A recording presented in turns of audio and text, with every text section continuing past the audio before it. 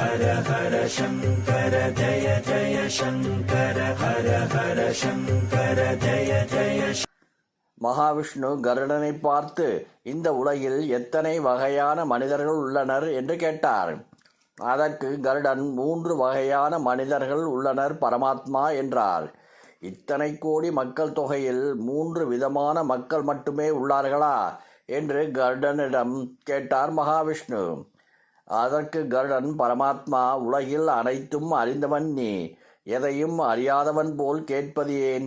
ஆனாலும் நான் அறிந்தவற்றை 3 வகையான மக்களே உள்ளனர் என்று கருடன் கூறினார். சரி, அவர்களை பற்றி கூறு என்றார் மகாவிஷ்ணு. அதற்கு கருடன், பகவானே, பறவையும் அதன் குஞ்சுகளும் போல முதல் வகை மனிதர்கள் உள்ளனர். பசுவும் அதன் கன்றையும் போல 2ஆம் வகையினர் உள்ளனர். கணவனும் மனைவியும் போல் 3ஆம் வகையினர் உள்ளனர். இதுதான் நான் அறிந்தது என்றார். எனக்கு எதுவும் புரியவில்லை கருடா, நீயே விளக்கமாக கூறு என்றார் மகாவிஷ்ணு. முதலில் பறவையும் அதன் குஞ்சுகளும் போல என்றால், பறவை முட்டையிட்டு குஞ்சு பொரித்துவிட்டு அதன் குஞ்சுகளுக்காக உணவு தேடி போகிறது. அது சென்று வருவதற்குள் பாம்புகளும் மற்ற பறவைகளும் அந்த குஞ்சுகளையே உண்டு விடுகின்றன. காணாமல் போன குஞ்சுகளுக்காக பறவை பெரிதாக கவலைப்படுவதில்லை. உயிருடன் இருக்கும் குஞ்சுகளுக்கு உணவு ஊட்டும் வளர தொடங்கிய குஞ்சுகள் பறக்க முயற்சி செய்து கீழே விழுந்து மடியும். சில பறவைகள் மட்டும் பறக்க கற்றுக்கொண்டு வாழும். இதுபோலத்தான் முதல் வகை மனிதர்கள். கிடைக்கும் வேலையை செய்வார்கள், கிடைத்ததை உண்பார்கள்.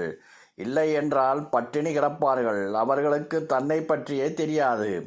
வாழ்பவர்கள் வாழும் வரை அவ்வளவுதான். 2வது வகை மனிதர்கள் பசுவும் கன்றும் போல. பசு ஓரிடத்தில் கட்டப்பட்டிருக்கும், கன்று ஓரிடத்தில் கட்டப்பட்டிருக்கும். பசு கன்றினை பார்த்து சப்தமிடும். கன்றுக்கு தெரியும் தாயின் மடியிலிருக்கும் பால் அருந்தினால்தான் பசி அடங்கும் என்று. ஆனாலும் அதன் கழுத்தில் கட்டப்பட்டுள்ள கயிறு அதனை தன் தாயிடம் செல்ல விடாமல் தடுக்கிறது.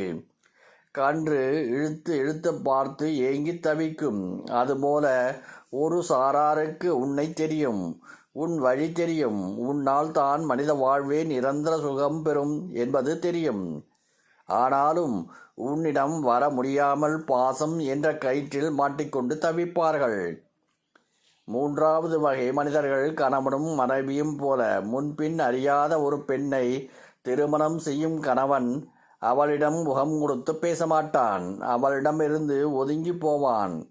ஆனால் அவளோ அவனை பார்த்த நாளிலிருந்து அவனுக்கு பிடித்த வகையில் உடையுடுத்தி, அவனுக்கு பிடித்த வகையில் உணவு சமைத்து, அவனுக்கு பிடித்த வகையில் தன்னை அலங்காரப்படுத்தி கொண்டு தான் அவனுக்காகவே பிறந்தவள் என்பதை அவனுக்கு உணர்த்தி அவனை தன் பக்கம் ஈர்ப்பாள். முதலில் ஒதுங்கிய அவன் பின்பு அவள் அன்பில் கரைந்து அவள் செல்லும் இடமெல்லாம் செல்கிறான்.